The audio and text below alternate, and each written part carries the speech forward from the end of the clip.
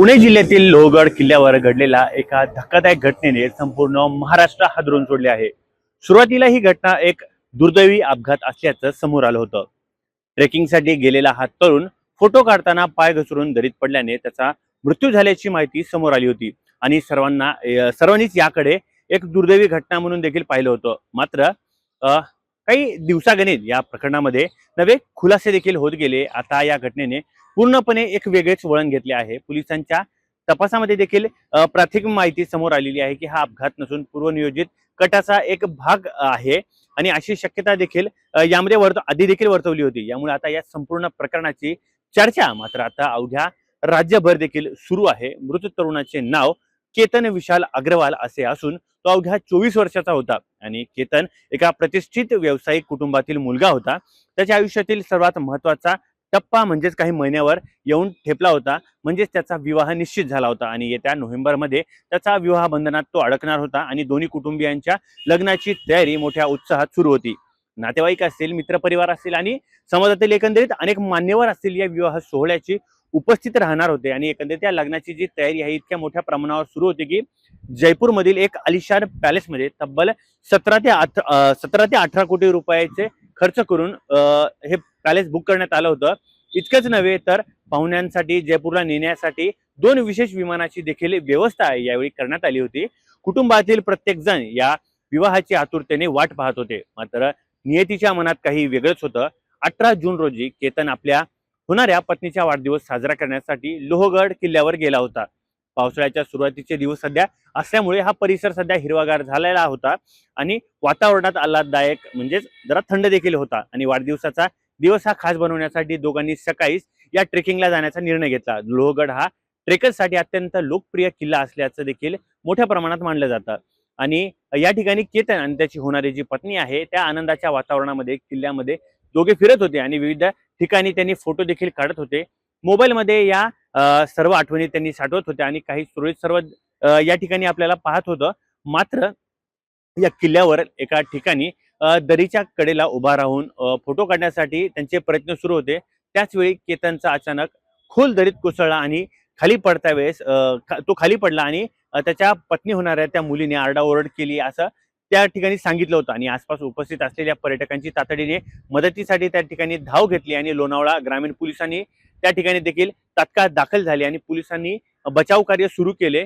Shivdurg rescue team आणि मावळ वन्यजीव या ठिकाणी या पथकाला घटनास्थळी बोलवण्यात आलं होतं। कठीण परिस्थितीमध्ये देखील बचाव पद्धतीने हे कार्य मोठ्या प्रमाणात सुरू होते आणि मोठ्या प्रयत्नानंतर केतनला बाहेर काढण्यात आले। मात्र तो गंभीररित्या जखमी झाला होता आणि त्याला तातडीने रुग्णालयात हलवण्यात आले होते। डॉक्टरांनी त्याला नंतर मृत देखील घोषित केले आणि ही घटना समोर आल्यानंतर मात्र सगळीकडे हळहळ व्यक्त होती। एका तरुणाचा अशा प्रकारे मृत्यू झाल्याने दोन्ही कुटुंबियांचा दुःखाचा डोंगर कोसळला। विशेष म्हणजे ज्या मुलीसोबत काही महिन्यानंतर त्याचा विवाह होणार होता तिच्या सोबतच तो वाढदिवस साजरा करण्यासाठी गेला होता आणि त्यामुळे ही घटना आता आणखीन वेदनादायक ठरलेली आहे। सुरुवातीला सर्वांना याचं दुर्दैवी अपघात देखील मानलं होतं। मात्र पोलिसांच्या तपासात केल्याच्या नंतर यामध्ये अनेक प्रश्न उपस्थित झाले। लोणावळा ग्रामीण पोलिसांनी घटनास्थळी बारकाईने पाहणी केली। मोबाईल फोनची माहिती असेल, कॉल रेकॉर्ड असेल, लोकेशन डेटा असेल, तांत्रिक पुरावे असतील आणि संबंधित जो व्यक्ती त्याच्या सोबत होता त्याची देखील चौकशी करण्यात आली। तपासामध्ये जसजसं पुढे सरकत गेला तसतसे प्रकरणातील अनेक धक्कादायक पैलू पोलिसांच्या समोर आले आणि केतनचा मृत्यू केवळ पाय घसरल्यामुळे नसावा असा संशय मात्र या ठिकाणी पोलिसांना आला।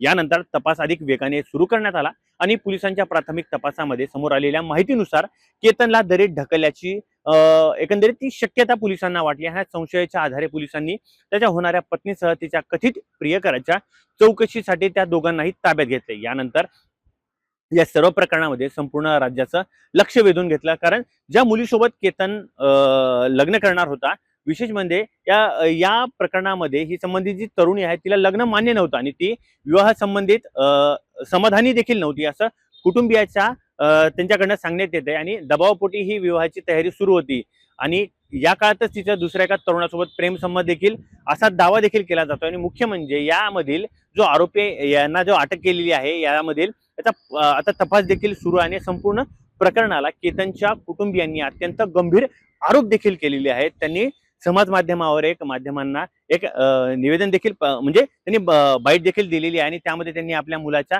मृत्यू हा अपघात नसून एकंदरीत नियोजन कट असल्याचा देखील दावा त्यांनी यावेळेस केलेला आहे आणि संबंधित त्या तरुणाच्या कुटुंबियांनी या एकंदरीत त्या मुलीच्या वर्तनाबाबत सर्व माहिती दिली आणि परंतु जाणीवपूर्वक काही गोष्टी आमच्यापासून लपवण्याचा प्रयत्न केलेला आहे आणि कुटुंबियाच्या म्हणण्यानुसार संबंधित तरुणीचे इतर संबंध देखील असल्याची माहिती त्यांच्याजवळ या नातेवाईकांना होती. मात्र विवाह ठरताना ही बाब सांगण्यात आली नव्हती. त्यामुळे आमच्याशी मोठा विश्वासघात झाला असल्याचं केतनच्या पालकांचं म्हणणं आहे. त्यामध्ये असा देखील आता आरोप होतोय की यापूर्वी देखील केतनला इजा पोहोचवण्यासाठी प्रयत्न करण्यात आला होता. मात्र याकडे गांभीर्याने कधी पाहिलंच गेलेलं नाही. कारण या घटनेनंतर केतनच्या आईवडिलांवरती प्रचंड मानसिक आता आघात झालेला आहे आणि मुलाच्या या लग्नाच्या तयारी सुरू होती आणि मुलासाठी मोठमोठे त्यांनी स्वप्न देखील पाहिली होती आणि मुलाचा अचानक कायम असा निघून जाण्याने त्याच्या ज्या लग्नपत्रिका असतील, बुकिंग असतील, तयारी जे लग्नाची असेल, आनंददायी सर्व क्षण असतील ते मात्र आता दुःखात बदलले गेलेले आहेत. कुटुंबियांना आता न्यायाच्या प्रतीक्षेत आहेत आणि हे दोघे जे आरोपी आहेत सध्या त्या दोघांना देखील पुणे ग्रामीण पोलिसांनी यांना अटक केलेलं आहे आणि यामधील आता त्यांना 7 दिवसाची पोलीस कस्टडी देखील सुनावलेली आहे. आता या प्रकरणामध्ये या दोघांना देखील आता अटक करण्यात आलेली आणि यांच्या इन्क्वायरीमध्ये त्यांच्या चौकशीमध्ये अजून नेमके अजून कोणकोणते खुलासे देखील बाहेर येणार हे देखील आता महत्वाचं मानलं जात आहे. आणि एकंदरीतच ही जी आता मोठी कारवाई आहे ती पुणे पोलिसांची मोठी कारवाई देखील मानलं जात आहे. आता नेमकं या प्रकरणामध्ये ही जी मुलगी आहे आणि हा जो तिचा प्रियकर आहे आता यांच्याकडून अजून कोणकोणते पैलू देखील बाहेर येणार हे देखील पाहणं आता महत्वाचं ठरणार आहे.